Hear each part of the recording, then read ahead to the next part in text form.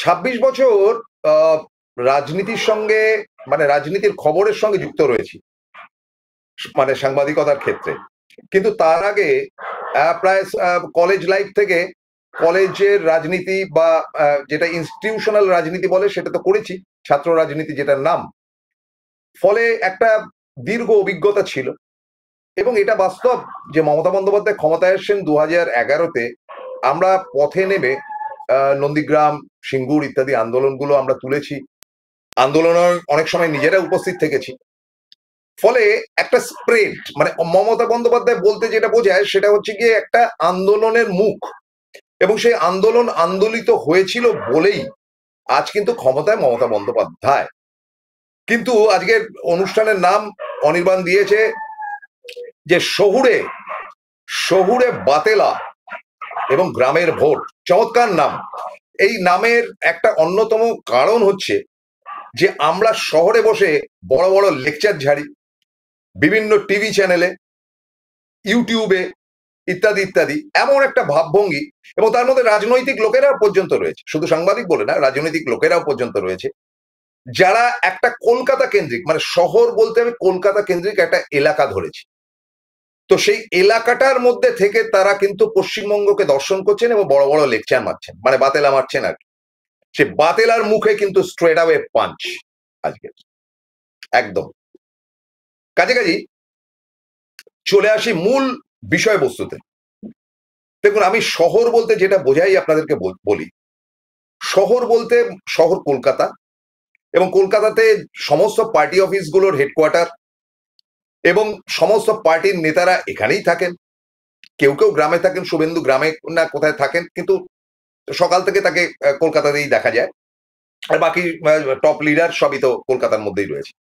এবং কলকাতা বললে ছোট বলা হবে। কলকাতা মানে হচ্ছে কি একটা জায়গা যেটা কলকাতা, তার অনেকগুলো মুখ রয়েছে। যেমন ধরুন হাওড়া টাউন, দ্বিতীয়টা হচ্ছে গিয়ে আপনার এদিক থেকে বেরিয়ে ব্যারাকপুর অব্দি 2, 3 নম্বর হচ্ছে গিয়ে চুচুড়া অব্দি, এবং 4 নম্বর হচ্ছে সোনারপুর অব্দি, এবং 5 নম্বর হচ্ছে গিয়ে বড়জোর।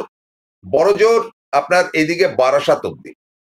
এই যে একটা ঘেরাটোপের জায়গা রয়েছে, অর্থাৎ কলকাতাকে কেন্দ্র করে কলকাতার সারাউন্ডিংস এর মধ্যে বড়জোর 50 কিলোমিটার, তাও না 30 কিলোমিটার, এই সারাউন্ডিংসটার নাম হচ্ছে কি শহুরে জায়গা, একেবারে বিগ সিটি কলকাতা।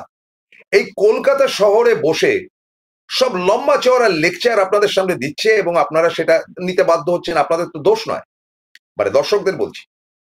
কি বাতেলা দেখবেন, একেবারে সন্ধ্যেবেলা 7টা থেকে হোক 8টা থেকে হোক বড় বড় লেকচার শুরু হয়ে যাচ্ছে টিভি চ্যানেলগুলো, 1 নম্বর চ্যানেল, এগিয়ে থাকা চ্যানেল, পিছিয়ে থাকা চ্যানেল ইত্যাদি ইত্যাদিতে।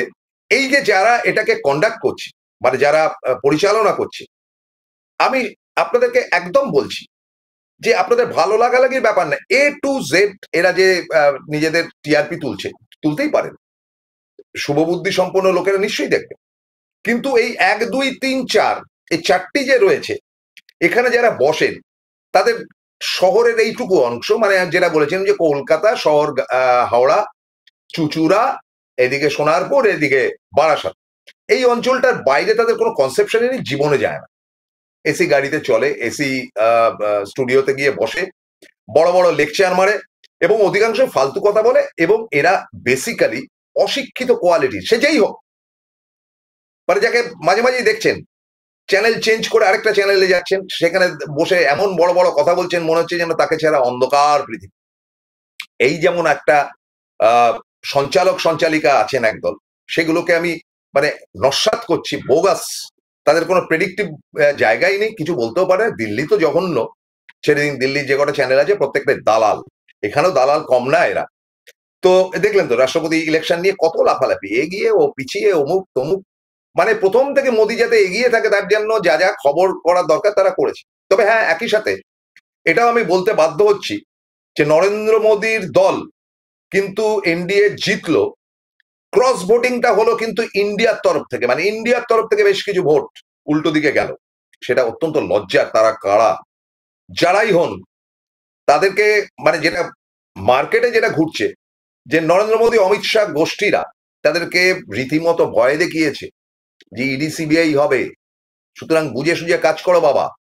তো ইডি সিবিআই দিয়ে তারা মোটামুটি দামড়ে যেভাবে হোক তারা ভোটে জিতে এসছে। তবে হ্যাঁ, ভালো সংবাদটা যেটা, সেটা প্রায় 350 ভোটে জিতেছিল ধনকর, ইনি প্রায় 200 ভোট কম, 150 ভোটে জিতেছে।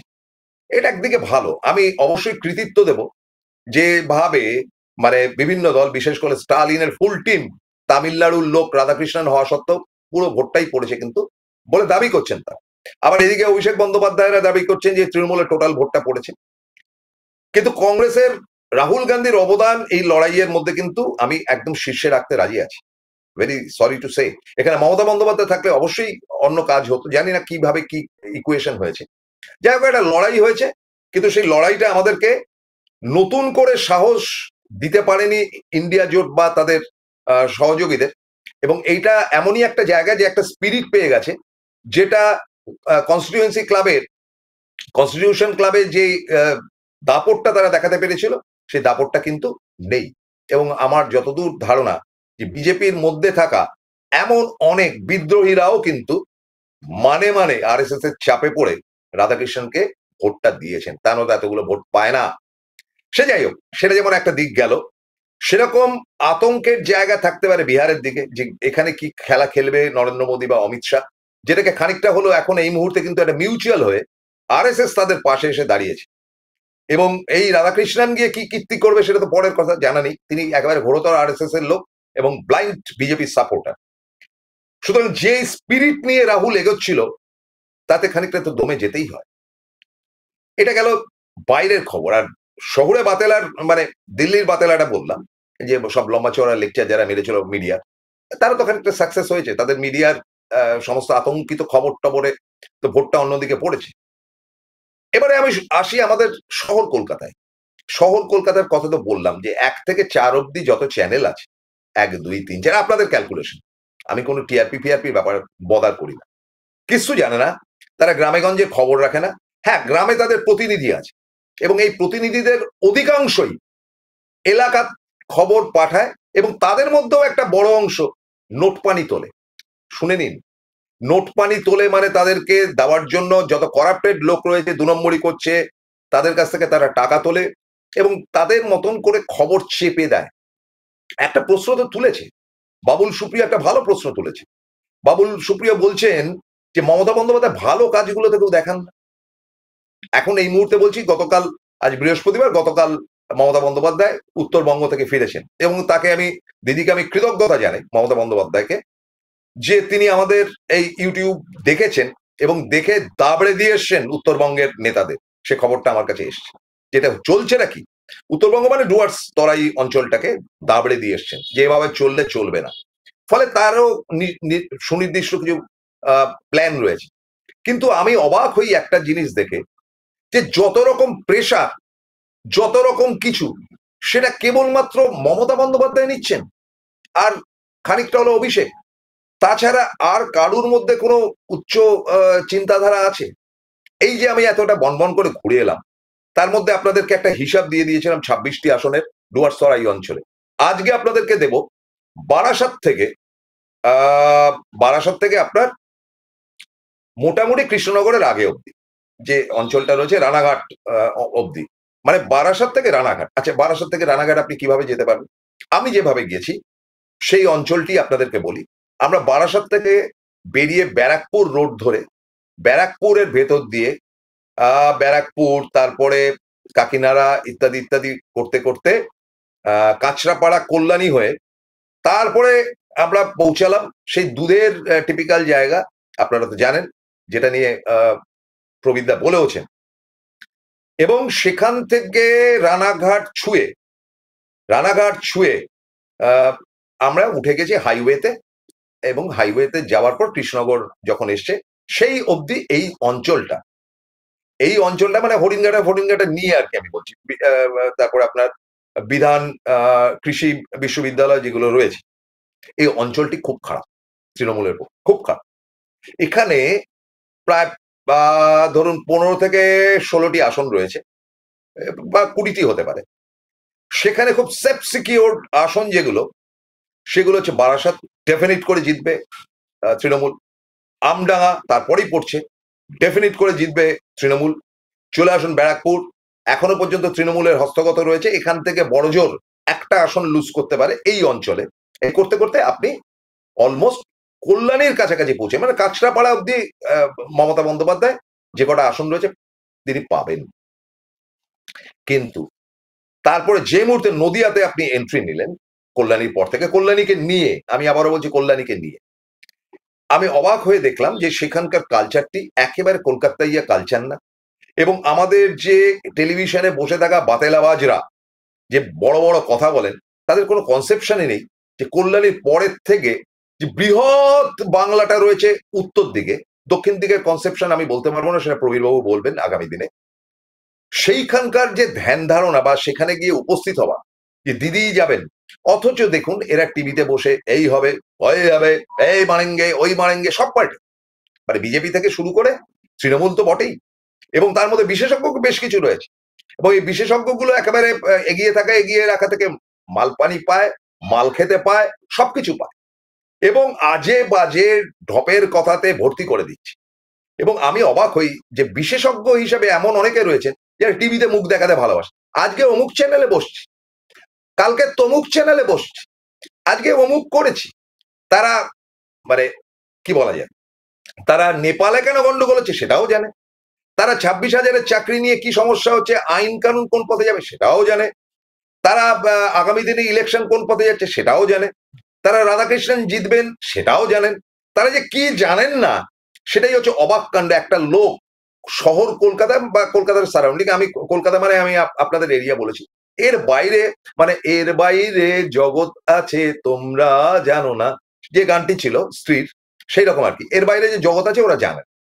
কিন্তু বসে বসে লম্বা চওড়া কথা কি করে পাচ্ছে, ওই এর খবরের কাগজ পড়ছে, বা ওই গ্রামের খবর টবর আজকাল ইউটিউবাররা এখানে ওখান থেকে দিচ্ছে, ওই দুই একটু খবর পেয়ে যা পাচ্ছে বলছে। যেমন অশিক্ষিত হচ্ছে অ্যাঙ্কার পার্সন, তিনি যদি সে চ্যানেলের টপ ম্যানও হন তারও তিনি ফালতু কথা বলছেন, এবং এক গাদার লোক সে সিপিএম থেকে শুরু করে প্রত্যেকে ফালতু কথা বলছে, বাজে কথা। They don't have any idea, তারা কোনো সময় গিয়ে পালসটা পর্যন্ত দেখেনি। শুনে নিন কল্যাণীর গল্প, কল্যাণী হচ্ছে কসমোপলিটন প্লেস, বিভিন্ন লোকের বাস, এবং কল্যাণী জায়গাটিতে উন্নয়ন যথেষ্ট পরিমাণে হয়েছে, মানে কল্যাণীতে গেলে আপনি মুগ্ধ হয়ে যাবেন। সেটা বিধান রায় থেকে শুরু করে বর্তমানে মমতা বন্দ্যোপাধ্যায় একেবারে মানে সাজিয়ে দিয়েছেন কল্যাণী শহর। হলে কি হবে, এখানকার কালচারের মধ্যে কিন্তু কন্ট্রোল বাই সাম এক্সটেন্ট মারোয়ারিস তারা ঢুকে গেছে, এবং তারা বিভিন্ন ব্যবসায়িক প্রতিষ্ঠানগুলো ধরেছে। এইমস যেটা রয়েছে সেটাও কন্ট্রোল বাই নন বেঙ্গলি, এবং এই সব মিলিয়ে এই কল্যাণী জায়গাটি এমন একটা মানে ঘেঁটে রয়েছে যে এখানে বিজেপির ইনফ্লুয়েন্স মারাত্মক। এখানে শুভেন্দুর দরকার নেই, they don't care Suvendu, they don't care anybody else. তারা একটা চেঞ্জ চাইছেন এত কিছু পাওয়ার পর। এই চেঞ্জটা পেতে গেলে যে আরেকটি লোক রয়েছে, অর্থাৎ কিনা সেই একদম মমতা বন্দ্যোপাধ্যায়, অভিষেক বন্দ্যোপাধ্যায়, খানিকটা কুণাল ঘোষ, বাস নেই। 2.5 জনের একটি পার্টি যে গিয়ে ওখানে বসে থাকি, সেখানকার লোকাল লিডাররা গিয়ে যে ঘরে ঘরে খবর নেবেন আমার জানা নেই, কারণ আমি যখন গিয়েছি তখন চায়ের দোকানে বসে কথা বলতে বলতে আমি স্তম্ভিত হয়েছি যে তাদের রিলায়েবিলিটির জায়গায় কসমোপলিটন প্লেসে দে আর চুজিং বিজেপি। ফরচুনেট কল্যাণীর পরে হরিণঘাটা, হরিণঘাটার মাঝখানে কিছু টুকটাক রয়েছে, ওই যে পান খায় একটা ছ্যাবলা মতন লোক রয়েছে বিজেপির বিধায়ক, ওই গান ফান গায় কি অসীম সরকার নাকি সেই। এদের এই এলাকাটির পর থেকে আমি দেখছি মতুয়া অঞ্চল বিশাল একেবারে, মানে চলতে চলতে চলতে চলতে রানাঘাট অব্দি বিরাট অঞ্চল নিয়ে রয়েছে। এই রানাঘাট অব্দি অঞ্চলটির মধ্যে আপনি বুঝে উঠতে পারবেন না যে কে কার দিকে, কে মতুয়া কে নন মতুয়া, এটা আপনি ধরতে পারবেন না। এখানকার লিডার বলতে অবশ্যই তৃণমূলের লিডাররা রয়েছেন, কিন্তু সেরকম ধরনের বড়সড় লিডার নেই যে মাটি কামড়ে এদেরকে লিড করবে। কারণ যা কিছু লিডিং, আবারও বলছি, শহর কলকাতা, কলকাতার এই স্তরের মধ্যে এরা দেখবেন বনবন করে ঘুরছে, ফেসবুকে ছবি ছাড়ছে, কোথায় ফিতে কাটছে, কোথায় রক্তদান দিবসের গোষ্ঠীর পিন্ডি করছে, এইসব করে তারা কাটাচ্ছে। এবং আপনি বিশ্বাস করুন যে আমি যখন টুকটুক করে কল্যাণী ছেড়ে এগোচ্ছি এবং নবদ্বীপ বা আপনার কি বলে রানাঘাটের দিকে এগোচ্ছি, তখন বিভিন্ন প্রান্তে একটু দাঁড়িয়ে একটু সিগারেট খাওয়া, একটু টয়লেট যাওয়ার নাম করে দাঁড়িয়ে দাঁড়িয়ে কথা বলছি। তারা বলছে হ্যাঁ দিদির তো হেল্প পাচ্ছি, বিরাট হেল্প পাচ্ছি, কিন্তু সেখানেই কিন্তু গন্ডগোলের জায়গা আসছে। একটা বিরতি নেওয়ার পালা আসছে, বিরতিটার পর সেই গন্ডগোলটা কি এই অঞ্চলটা সেটা আপনাদেরকে জানাবো। তার কারণটা হচ্ছে যে এই যে অঞ্চলটি রয়েছে, যেটা হরিণঘাটা হয়ে আপনার রানাঘাট অব্দি পৌঁছাচ্ছে, এখানকার ইকুয়েশন কিন্তু ডিফারেন্ট। এখানে প্রায় 8 থেকে 10টি আসন কিংবা আরেকটু বেশি হতে পারে রয়েছে, যেটা কোনোটাই খুব সিকিউরড বলে আমার মনে হয়নি।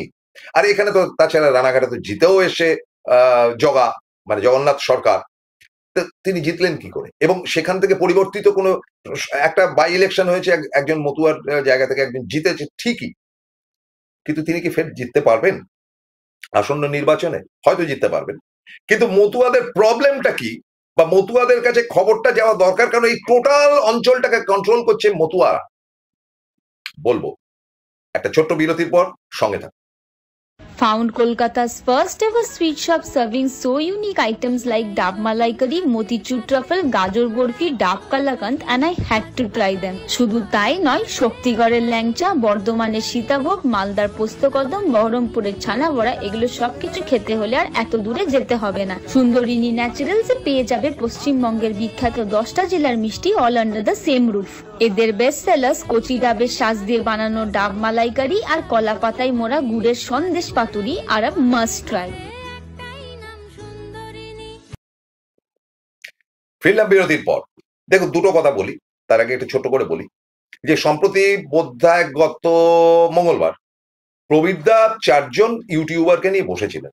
তার মধ্যে শফিকুল ছিল আরামবাগ টিভির, আর একটা মেয়ে ছিল কি জানি নাম, মুসলিম মেয়ে, এবং আমাদের খবরওয়ালা আরেকটি ছেলে, 4জন ছিল।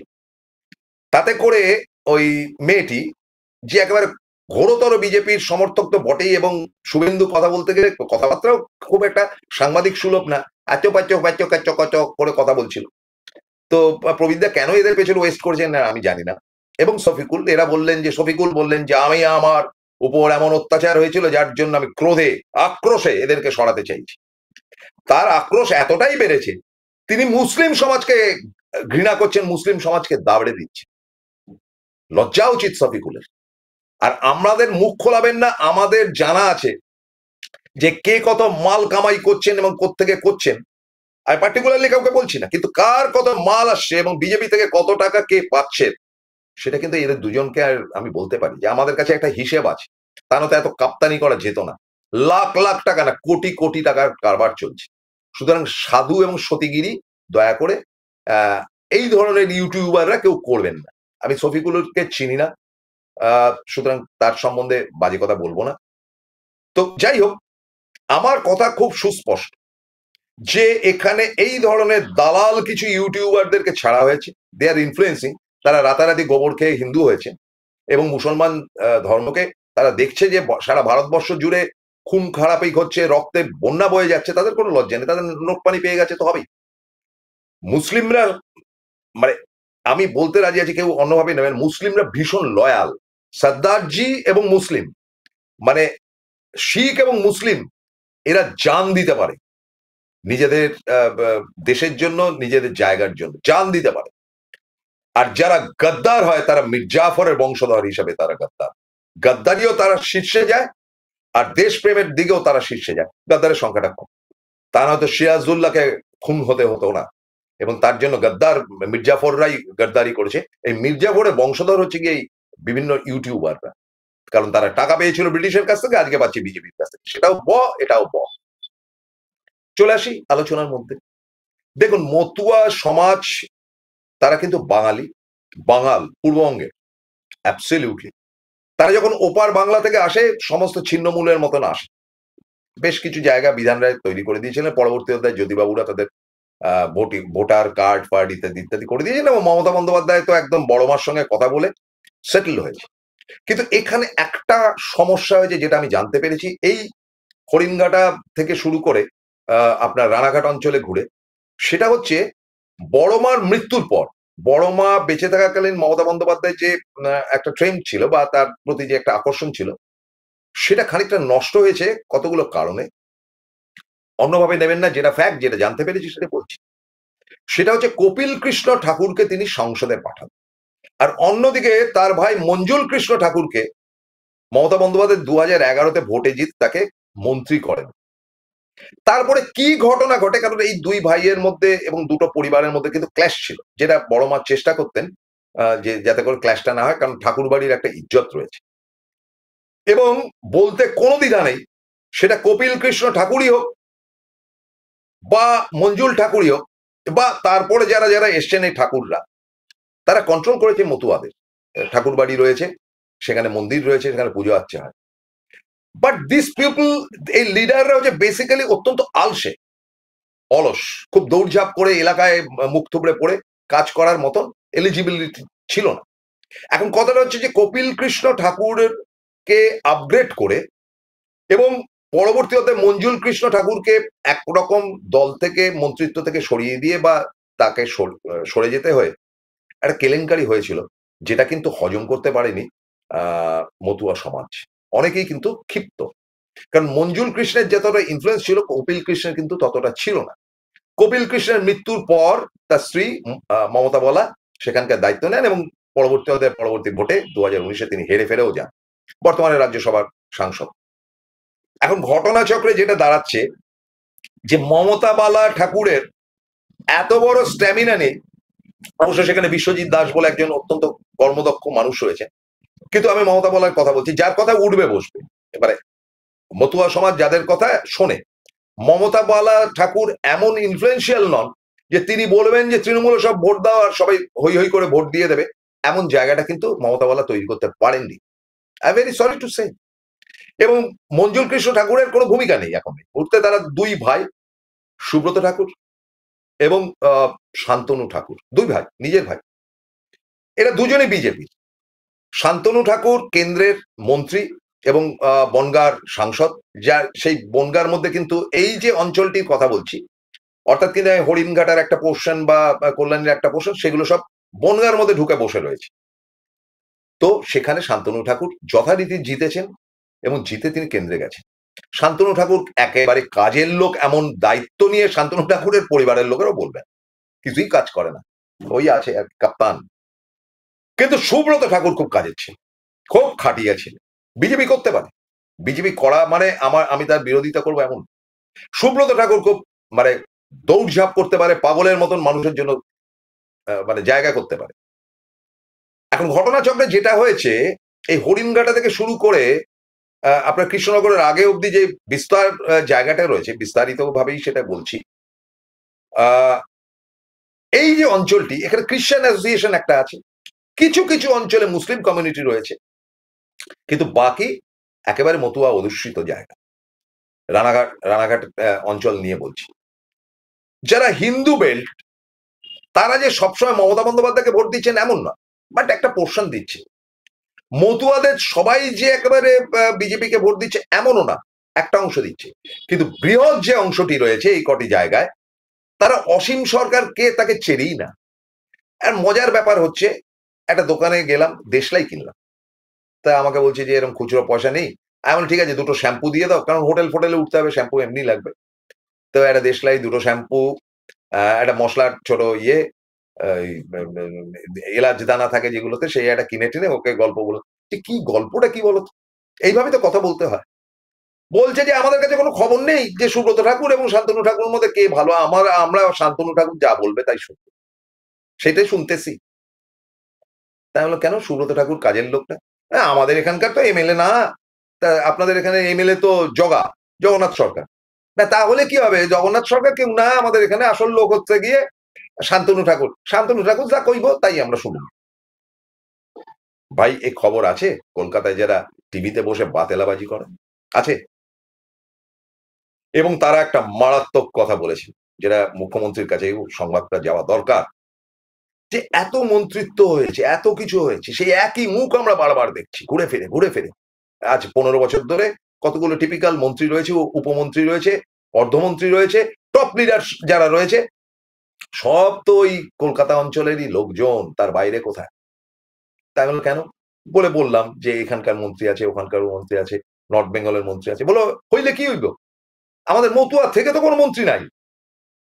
আমি বললাম আপনাদের সাংসদ রয়েছে রাজ্যসভায় পাঠানো হয়েছে, বলে উনি কি করব, মন্ত্রী না হইলে কাম হয়। That's the fact. যেটা বাজিমাত করেছে অন্তত বিজেপি, শান্তনু ঠাকুরের মতন অকর্মণ্য একটি লোককে মন্ত্রী করে, যাকে দিয়ে কোনো কাজ হয় না, আর তার কোনো কাজও নেই দিল্লিতে। ফ্যাক্ট। তার যে দপ্তর রয়েছে তার বস কাজ করে, আর তিনি ওই যান একবার করে একটা ঢেড়া মারে বা দিল্লিতে ঘুরে বেড়ান, ম্যাক্সিমাম টাইম এখানে বসে থাকেন।